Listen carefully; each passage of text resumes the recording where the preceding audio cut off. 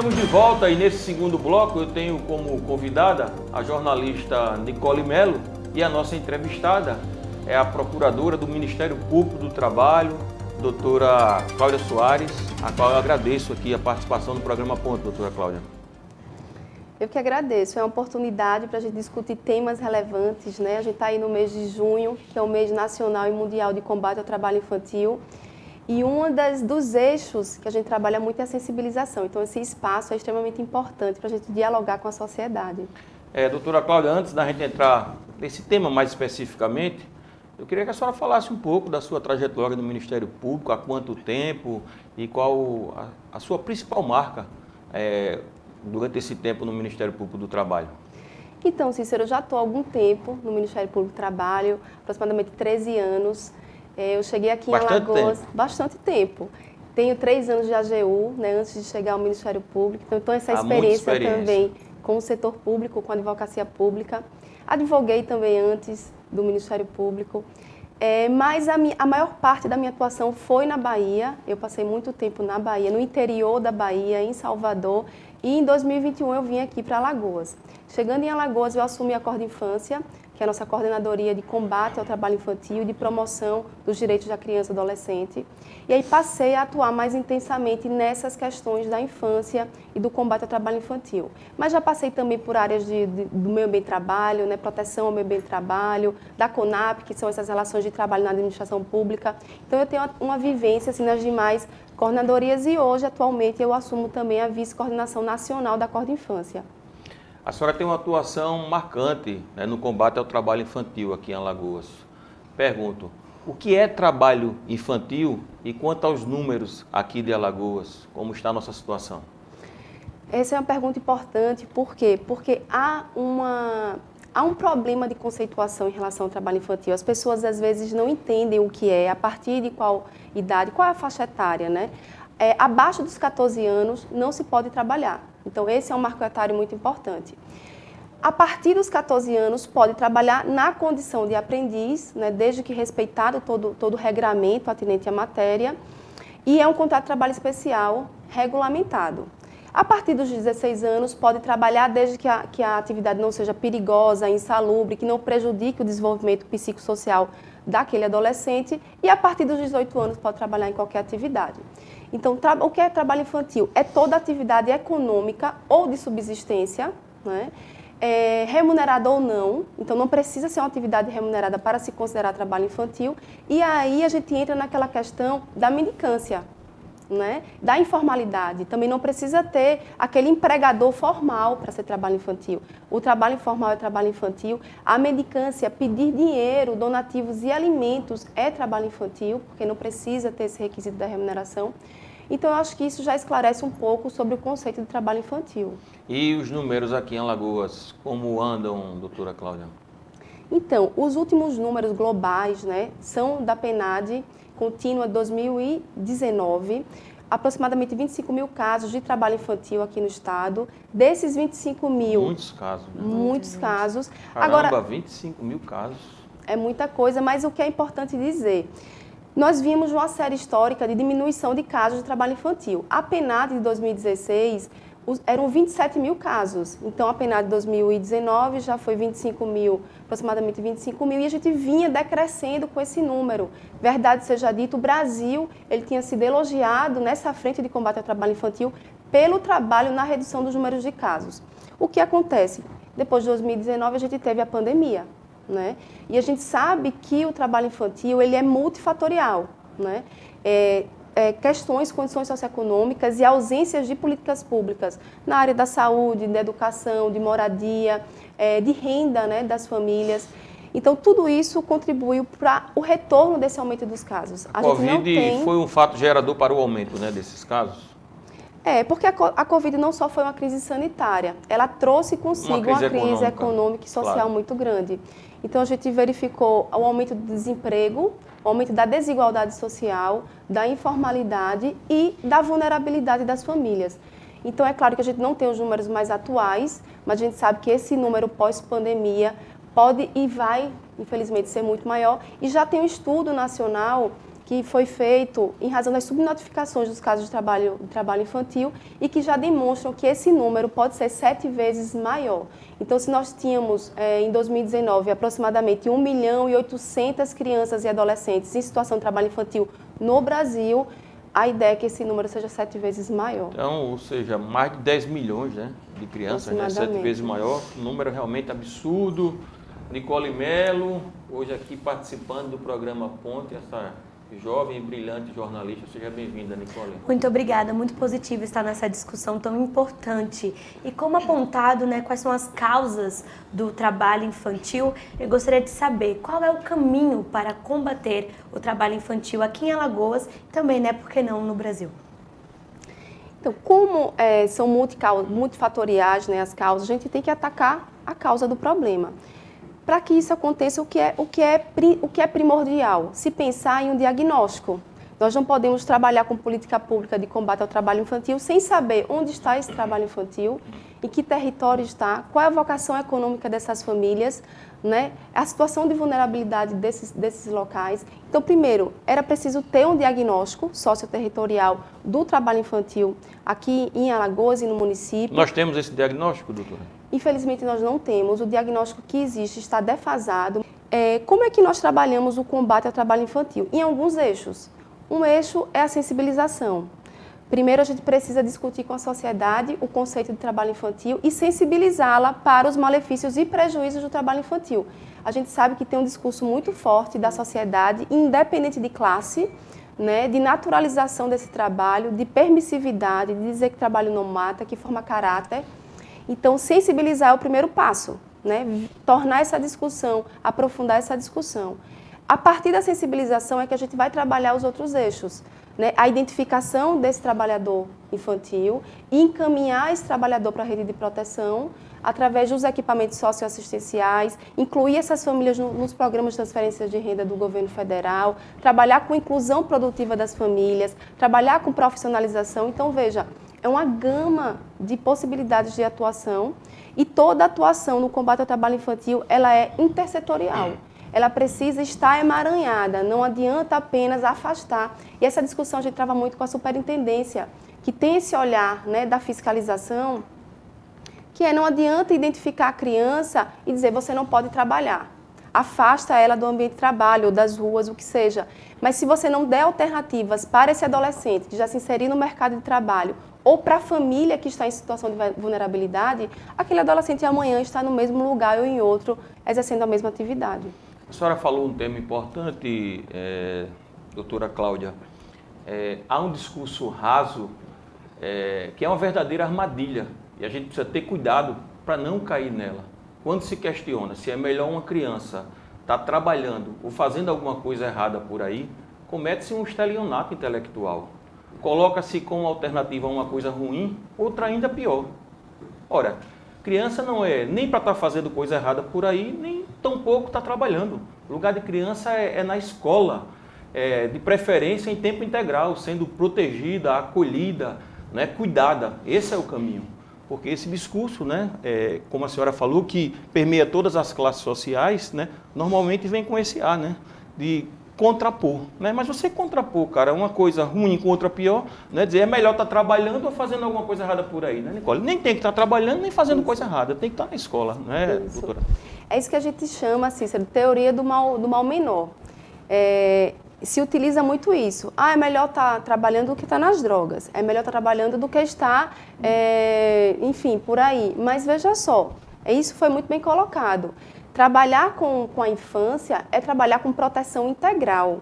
E é proteção integral dos seus direitos. Proteção integral e efetividade do direito à educação e uma educação de qualidade, o direito ao lazer, o direito ao lúdico, né? O brincar nessa fase é fundamental. O direito ao esporte, à moradia, uma alimentação adequada. Então, essa construção que se faz é totalmente equivocada. Ela foge dessa lógica de proteção integral e aí dentro a gente tem um discurso muito de um racismo estrutural, Cícero, infelizmente. Verdade. Porque se a gente tem o perfil do trabalhador infantil, que mais de 66% são negros e pobres, a gente vê que naturalizar esse tipo de trabalho é dizer, o menino negro e pobre é melhor estar trabalhando do que estar roubando, porque é como se isso só fossem as únicas opções dele. Claro. Né? Então claro. isso porque um caso a se pensar. O filho do rico, ou daquela pessoa que tem uma certa condição da classe média alta, normalmente não está exercendo trabalho infantil. Então, normalmente quem exerce trabalho infantil é o pobre, né? E aí você naturaliza essa condição, como a senhora falou, realmente é um racismo estrutural, né? É você subjugar essas crianças como única condição, ou trabalhar, né? Ou em relação a trabalhar ou roubar, né? Como se fosse, como a senhora disse, as únicas alternativas. Por isso que eu digo, na verdade, isso é um estelionato intelectual, né? A gente deveria dizer que o lugar dessas crianças é na escola, né? Dando condição para que elas possam ter oportunidade, né? Mais à frente, não é isso, Nicole? Isso mesmo. Procuradora, eu tenho uma dúvida referente à sua fala. Por exemplo, existe alguma penalidade para os pais que neste contexto estão com seus filhos em trabalho infantil? Como funciona isso? E, claro, o empregador também sofre alguma penalidade? Sim, em relação ao empregador, né, uma vez verificado esse empregador formal, né, alguém que se beneficia da exploração de mão de obra infantil ou do adolescente, mas numa idade não permitida assim, ao reconhecimento do vínculo desse trabalho, embora ele não seja permitido, mas ao reconhecimento do vínculo e afastamento da atividade. Então, a rescisão reconhece o vínculo, rescinde aquele contrato, afasta da atividade. E há penalidades administrativas, né? A superintendência, os auditores fiscais, eles fiscalizam e autuam, então há uma penalidade administrativa e o caso pode vir também ao Ministério Público do Trabalho para a investigação e diálogo com esse empregador para que isso não volte a ocorrer. É uma atuação mais preventiva também, que a gente chama de tutela inibitória, para evitar a repetição desse ilícito. Em relação aos pais, né? A gente precisa deixar claro algumas situações. Muitas vezes, esse caso de trabalho infantil que a gente encontra lá na ponta, ele vem de uma omissão e de uma ausência do Estado, que foi durante anos. Né? Então, a gente vê a ausência de políticas públicas, a ausência de vagas nas escolas e nas creches. Isso acontece muito em Maceió? Isso tem acontecido, Cícero, por quê? Porque hoje a gente tem um déficit grande de vagas nas creches e na escola, na pré-escola. Então, o que a gente verifica hoje, quando vamos fazer uma fiscalização, quando encontramos uma situação de trabalho infantil, é que os pais relatam que aquela criança está acompanhando, às vezes, no comércio de ambulantes, ou às vezes, inclusive, na catação de resíduos sólidos, porque aquela criança não está na escola. E justificam que não tem uma creche, não tem onde deixá-los, por isso... Não tem onde deixá-los, eles não têm onde deixar em casa e tem que trabalhar. E aí a gente tem verificado, sim, com recorrência essa situação. Esse diálogo já foi travado também com os poderes públicos, né? Enfim... Tem sido feito alguma coisa para melhorar isso, doutora? Olha, é construir creches, na verdade. Essa é a solução, né? A gente tem travado o diálogo, a gente sabe que é um diálogo difícil, tem alguns entraves que já foram colocados em mesa, mas o nosso papel é cobrar a efetivação desses direitos, né? A gente tem um caso muito emblemático aqui em Maceió. Tem a questão das marisqueiras, né? Lá ali que foram para a cidade de Sorriso, né? Isso. Isso é um caso que tem dado assim, repercussão, tem sido bem emblemático. Eu acho que é esse caso que a senhora se refere, é isso? Isso, eu ia justamente tratar desse caso. Essa comunidade de aproximadamente 150 famílias, elas saíram da orla lagunar, né? Elas trabalham tradicionalmente na catação do sururu e foram para a cidade de Sorriso. E lá pretendiam continuar exercendo a sua atividade, claro, muito mais distante do local do trabalho, e aí começaram a sofrer uma série de violências no sentido de ausência de fruição de direitos. Dentre elas, essa questão da ausência de acesso ao trabalho. Elas não conseguem mais descer para trabalhar porque não tem transporte. E uma das principais questões, a gente realmente identificou crianças trabalhando, inclusive na catação do marisco, que é uma das piores formas de trabalho infantil. Não só na catação do marisco, mas na catação de resíduos sólidos, no lixão do Carminha. Absurdo. Que é uma situação absurda. E aí a gente entra na questão, os pais vão ser responsabilizados? Então, veja como o problema é complexo. Você vai chegar na ponta e responsabilizar essas mulheres porque os filhos estão em situação de trabalho infantil, mas não vai responsabilizar o Estado, porque a omissão do Estado ele vem dessa violação sistemática de direitos. Elas não estavam nessa situação. Elas tinham trabalho, Elas trabalhavam com sururu, inclusive a líder dessa comunidade, a Vânia, é uma referência nacional no movimento, inclusive no movimento de permitir com que mulheres fizessem parte da categoria. Ela foi a Brasília representar a categoria e hoje ela é proibida de trabalhar. Então, daí a complexidade quando a gente fala de combate ao trabalho infantil, porque tudo tem que estar interligado. Então, a gente só vai chegar para punir, esse trabalho vai ter que ser feito. Esse trabalho de conscientização com os pais, ele também é feito. Mas, em paralelo, a gente tem que cobrar do poder público essas ações de políticas públicas de efetivação dos direitos mesmo da criança e adolescente. Porque, na verdade, né, em última análise, doutora Cláudia, essas pessoas, essas mulheres, elas são, né, vítimas, né, sociais, porque elas são retiradas, na verdade, são jogadas, né, para a parte mais distante da cidade, né, longe do seu local de trabalho, de sobrevivência, né, sem dar uma condição, né, mínima, né, para que elas possam sobreviver, né, sem ter que submeter, inclusive, seus filhos a esse tipo de trabalho. Né?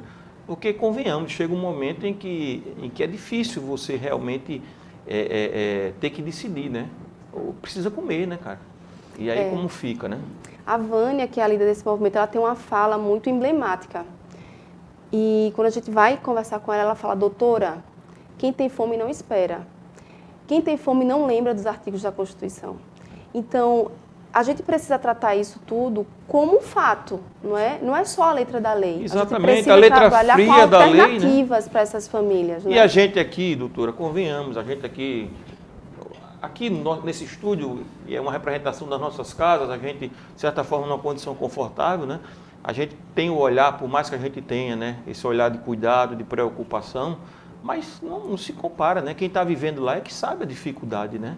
Então, é algo que precisa realmente ser feito, porque, como a senhora falou e a líder falou, né? Quem tem fome não espera, cara. Né? Isso, e por isso que é importante falar sobre alternativas, né? E não só afastar, não só chegar lá e dizer: vamos autuar, vamos agora remeter, chamar o Conselho Tutelar, vamos fazer um relatório, vamos tirar o poder familiar dessas famílias. Peraí, vamos organizar a casa. Por que chegou até esse ponto? Vamos ver o que a gente precisa fazer no caminho para não chegar a esse ponto, para que essas crianças estejam nas escolas, os seus pais possam trabalhar sem que as crianças acompanhem. Então, é por isso que alternativas são necessárias de serem discutidas, programas de inclusão produtiva dessas famílias, profissionalização. A gente tem hoje o Sistema S, né, com vários cursos gratuitos profissionalizantes. A gente pode fazer parcerias, encaminhar essas comunidades, essas famílias vulneráveis para cursos, desde que elas sejam vocacionadas, claro. Os filhos, e desde adolescentes... que elas sejam assistidas, né, doutora? Isso. Porque essas mulheres, fazer o curso, elas vão exato. fazer o curso, mas Um elas vão acompanhamento. e elas vão trabalhar porque elas precisam se alimentar, precisam levar o sustento, né? São donas de casa que são responsáveis, né, pelo sustento de suas famílias. Se ela sai para fazer um curso e ela não tem, né, produz. Né, se ela não tem ali um amparo, né, como até é que mesmo fica? uma estrutura base, né, como a creche, como foi eu vou fazer o comentada. curso, mas Exato. os filhos vão se alimentar como? Exato. Né? É algo realmente bem complexo, não é, Nicole? Realmente. E estamos falando, né, sobre os piores segmentos do trabalho infantil. Comentou referente a resíduos sólidos, a questão das marisqueiras. Existem outros também que normalmente acontecem. Quais são os piores que você já pegou assim, algum caso? Os dados, eles apontam assim, as formas mais comuns de trabalho infantil. Aqui no Brasil são bem parecidos, mas geralmente a agricultura, o trabalho infantil na agricultura, no comércio de ambulantes também a gente tem um alto índice. E aí as festas propiciam as festas, né? Grandes festas, grandes eventos propiciam o surgimento, a intensificação desse trabalho infantil no comércio ambulante. Temos também a exploração sexual de crianças e adolescentes, infelizmente também é uma realidade. O trabalho infantil no tráfico de drogas. E é interessante trazer esses dados, por quê? Porque muitos que eu falo, quando se vai atender essas famílias em vulnerabilidade, vai se traçar o perfil da família, ou então daquele adolescente que não está na escola, termina não se cadastrando o tráfico de drogas ou a exploração sexual como um trabalho. E aí para a gente vem dados que são subnotificados, que não retratam a realidade. A exploração do trabalho infantil é crime, não é, procuradora? Essa é uma fala muito comum, né? Não é crime. Por quê? Porque não existe uma legislação que estabeleça a exploração do trabalho de criança e adolescente como um crime, imputando uma pena para quem o explora. Então, na ausência de tipificação penal desse fato, a gente não pode dizer que trabalho infantil é crime. Né? Isso a gente não pode dizer. A exploração do trabalho infantil não é crime. Não é crime. O trabalho infantil, a exploração do trabalho infantil, pode ser considerado ilegal, né, porque ele viola diversos dispositivos legais, viola dispositivos da Constituição, mas crime não, porque para haver crime tem que haver a tipificação penal daquele fato como crime, e isso não existe no Brasil. Isso, a gente falando um pouco também sobre aprendizagem, né, mudar um pouco do assunto, mas tem tudo a ver, porque eu acho que é uma das alternativas, não é isso, doutora? A aprendizagem não é um dos mecanismos, né, que pode ajudar no combate ao trabalho infantil. Como a senhora vê a questão da aprendizagem, a dificuldade, né, de conseguir se cumprir a cota, né, que a legislação determina, e é um dos caminhos para a gente também ajudar no combate ao trabalho infantil, a aprendizagem? A aprendizagem é um grande instrumento de combate ao trabalho infantil. E aí eu volto para os dados e o que nós estávamos falando antes, a necessidade do diagnóstico, né, e dos dados, trabalhar com base em evidência. Os dados mostram que 74% do trabalho infantil é de adolescentes.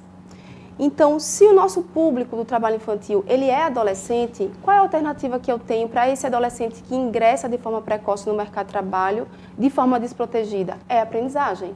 Então, ele pode sim estar no mercado de trabalho, mas de forma protegida, com um contrato que mescle a prática e a teoria, né, através de uma entidade formadora. Enfim, ele pode estar produzindo, se capacitando, desenvolvendo habilidades para o ingresso no mercado de trabalho. Então, a aprendizagem para o Ministério Público do Trabalho é a ferramenta, né, de combate ao trabalho infantil com esse público do adolescente.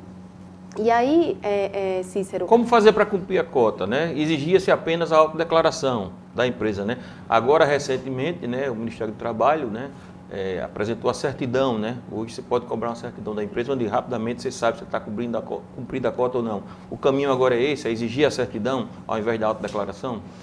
Isso é essencial. Cícero, essa inserção do Ministério do Trabalho e Emprego, dessa certidão de cumprimento da cota pelas empresas, é um grande passo para o maior controle social também e das instituições. Por quê?